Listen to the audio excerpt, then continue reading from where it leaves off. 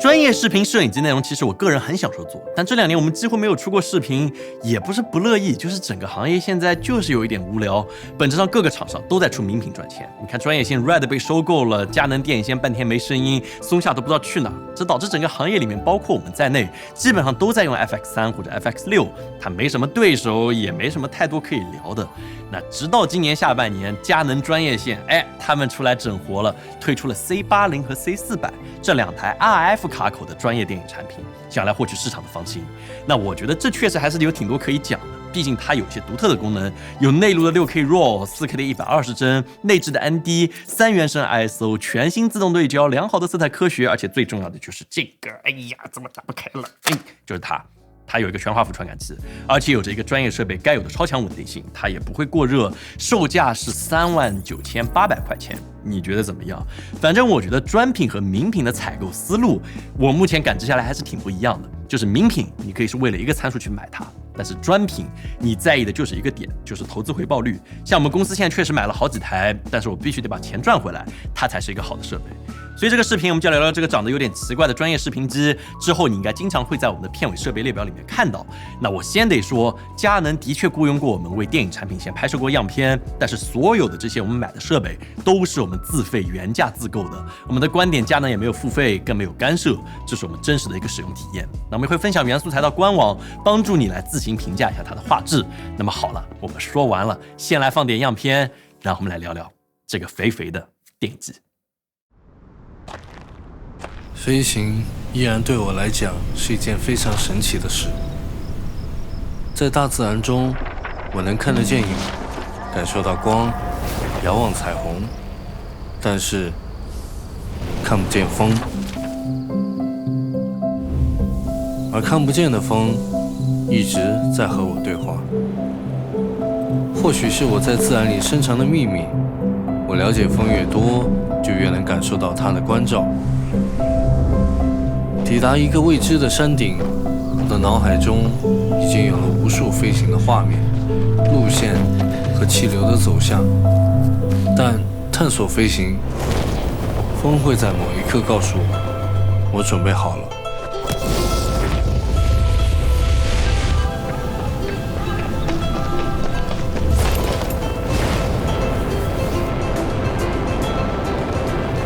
双脚离地飞向天空的瞬间，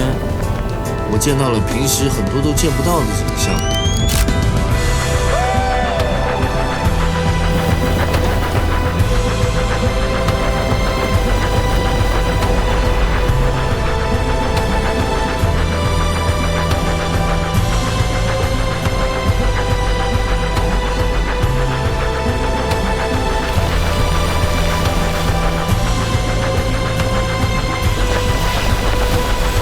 飞在天上的时候是真实的，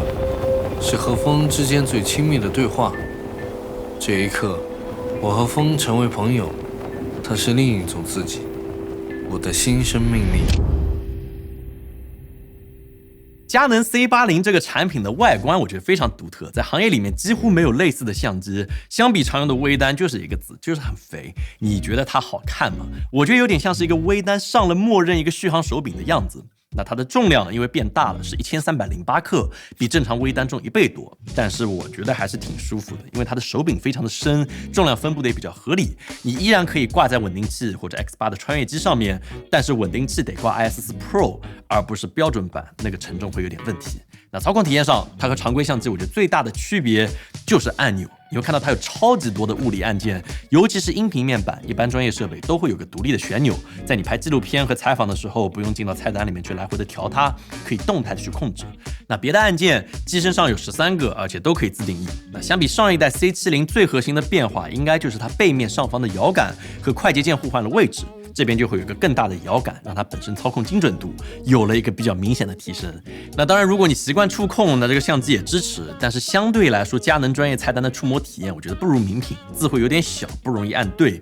我还是更喜欢用它的按钮。那接口方面也是专业机的长项，这里太多了我报不过来，我标注一下。那重点在于它有专业 XLR 音频接口，相比 HDMI 更稳定的 SDI 视频接口、时间码接口，还有这个用于网络控制的网口，还有这么一个数字热靴来进一步扩展你的音频输入。那除此之外，佳能还在顶部和底部各增加了一个1/4的螺口，原来的3/8螺口也仍然还在。那顶部这个1/4有一点说法，因为它顶上有这么一个槽，所以可以一颗螺丝锁住这个上手提，不需要任何的套件，会非常的结实。但是同时有个奇怪的点，就是它的数字音频一旦接了手柄就没法用了，除非你再买一个佳能这个转接件，就会有一点咯噔。底部新增这个1/4螺口，我觉得还是很有用的，毕竟这次滑翔伞的视角主要以航拍为主，多一个定位螺丝能够大大增加它的固定的稳定性。名品相机我觉得最恐怖的一点就是只有一个螺丝孔，如果不用兔笼就很容易产生惨案，我们在各个平台看的已经够多了。那 C80 做工什么，我觉得就是一个专业机的品质，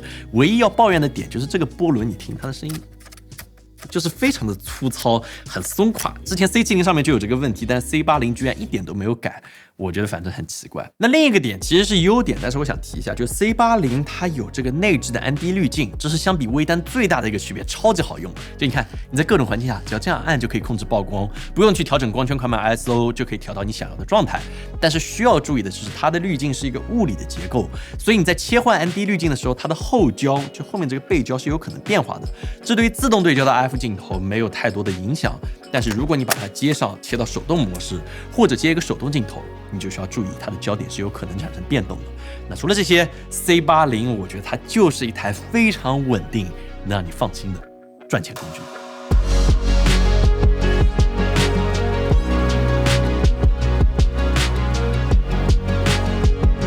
在行业里面很有意思的一点就是，名品相机通常比专业相机有更高的像素量，比如微单都是8K 或者4500万像素，但专业机你会发现它宣传基本上都是1000万像素或者2000万像素，还不如手机。那它传感器也不会强调像素量，因为它最注重的就是单颗像素的质量，他们在意的是有没有更好的动态范围，有没有更好的信噪比，有没有对应的果冻效应。那这些点都是 C80 做的比较好的。它和 C400 用的是同一块 6K 的全画幅背照堆栈式传感器，它有16档动态范围，它有 C-Log2 曲线，它的果冻效应非常少。但是有一点要诟病的就是它的传感器没什么问题，但它的存储一定程度上限制了传感器。比如佳能 C400 是 CFB 卡槽，能够拍摄 6K 60帧的 RAW 视频，但是 C80 存储卡是2张 SD 卡，只能拍摄 6K 30帧的 RAW， 会有这么一点遗憾。那佳能给了一个解决方案，就是你可以通过一个录机来外录 6K 60帧的 ProRes RAW 的规格，但是它的文件体积很大，后期流程也不优雅，所以我个人是不会推荐你录它的，它的内录会更好一点。那在日常拍摄的时候，我们不会拍 RAW， 大部分 C80 素材都是使用 4K 60帧 XF-HEVC-S 的格式来拍摄的。这是佳能新推出的一个 H65 编码的录制格式，也是我目前最推荐的。它的文件体积确实不大，一张256G 的 SD 卡能够支撑你拍摄大概150分钟，素材质量也相当的优秀。而且相比于几年以前那个 H65 卡到剪不了，以至于我说出狗都不用这个话的时候，现在的电脑基本上都可以快速解码，所以剪片也不再困难，后期障碍基本都扫除了。那再加上 C80 的 4K 60帧，这特别重要，是由 6K 超采样下来的，所以在解析力上，如果你拿来和索尼 FX6 这样的机型对比的话，你会明显的感觉它的画面要锐很多很多，这也是我们选择它的一个核心原因，就是它的锐度。那 C80 当然也可以拍摄 4K 120帧，但我们本来以为它是超采样，测试下来发现它是一个像素合并的结果，所以整体画质会有一些下降。如果你愿意在现场牺牲一点点锐度，那你现在确实可以获得一个目前行业里很少有的全画幅、无裁切、仍然有自动对焦的 4K 120帧慢动作视频。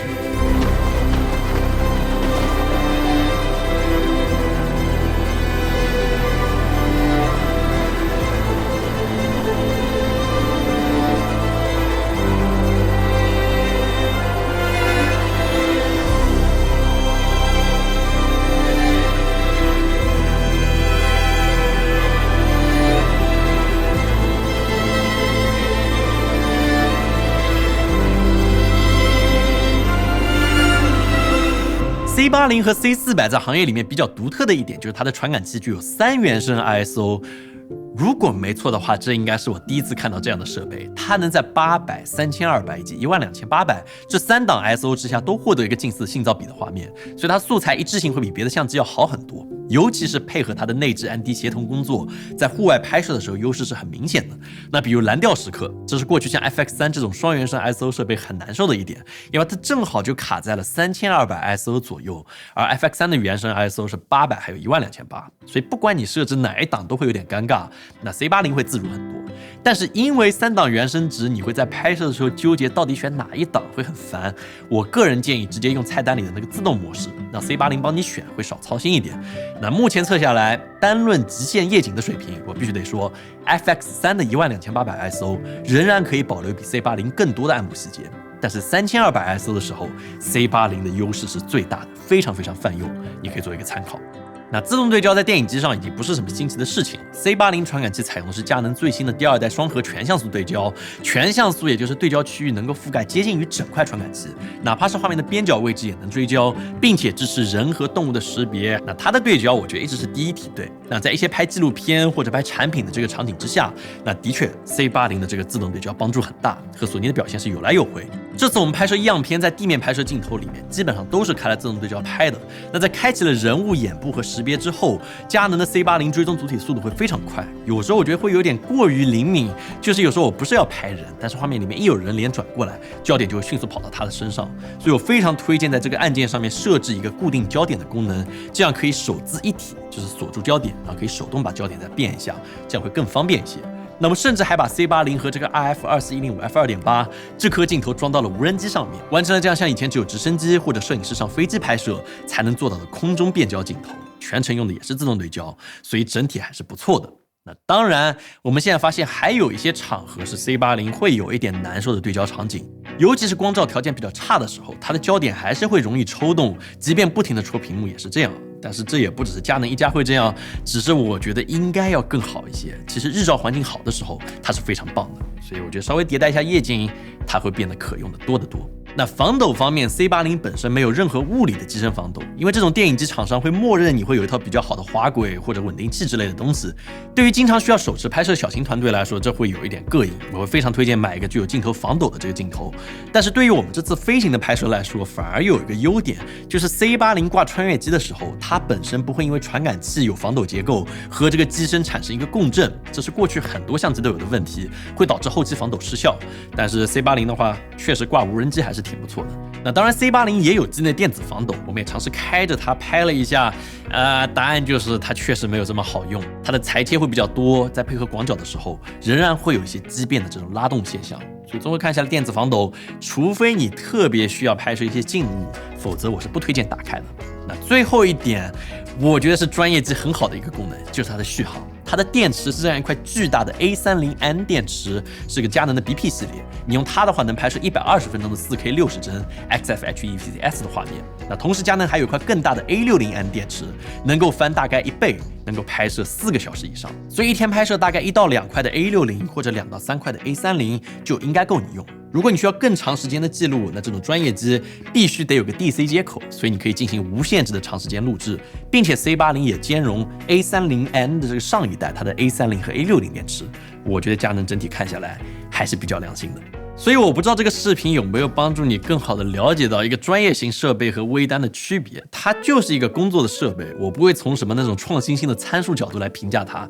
它就是很可靠，就是你怎么弄它，它都是不会出问题的。有优秀的编码和画质，有好用的内置安迪，有专业的接口来适配你各种的需求。所以未来拍评测或者纪录片，我们应该会用它拍的比较多一点。可能唯一的阻碍，当前我觉得有点难受的，就是这个 RF 卡口，它本身的镜头群都是比较封闭的，而且很多镜头现在很离谱，要加价好几千块钱才能买到。反正我觉得有点难受。如果说你目前觉得 C80 有点贵，你个人想选一台另外的机器的话，我还会挺推荐 C70， 因为它有 ND 滤镜，虽然是个 S35 的传感器，但是 DGO 的画质也很能打，而且拥有适马和腾龙入局的 IFS 镜头群，它的性价比也很不错。所以你会选择买哪一台机器？ C80 的素材我们也都传到我们的官网之上，我很推荐你下载调一调试一试，它和索尼的调色还是挺不一样的。所以如果你喜欢这个视频的话，也请给我们点赞、投币、3连转发，这我们有非常大的帮助。那么我们